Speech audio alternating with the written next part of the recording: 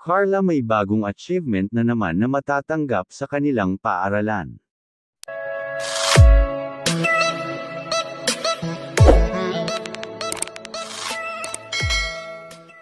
Sa kwento natin ngayong araw ay pag-usapan po natin ang bagong achievement na matatanggap ni Carla sa kanilang paaralan.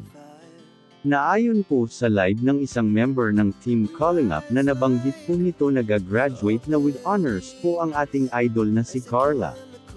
Actually deserve talaga ng dalaga ang ganoong award sa school dahil alam naman natin kung gaano katalino at kasipag si Carla mag-aral kaya walang rason na hindi ito makakatanggap ng award sa school. At lahat ng ito ay ginagawa ng dalaga para sa kanyang pamilya para sa ganun ay mabigyan niya ito ng magandang buhay balang araw. Dahil alam naman natin kung gaano ka-important kay Carla ang kanyang pamilya kaya lahat ginagawa po nito para maging successful sa lahat ng mga challenges na dumadating sa kanyang buhay at pamilya. Kaya ngayon pa lang ay nais po natin congratulate ang ating idol na si Carla sa kanyang awards na matatanggap sa kanyang nalalapit na graduation.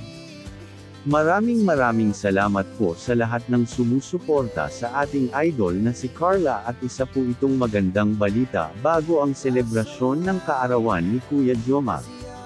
O mga Calling Up, sobrang proud ba ang lahat sa nakakamit ngayon ng ating idolong si Carla?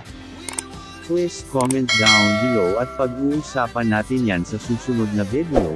At bago po matapos ang kwentong ito ay nais ko muna kayong lahat batiin ng isang mapagpalang araw at kung bago lang po kayo sa aking channel ay hiling ko sana na huwag niyong kalimutan mag-like at mag-subscribe. Salamat po, and also don't forget to subscribe Calling Up Rap, Kuya Jomar Vlogs at ang ama ng Calling Up Val Santos Matubang.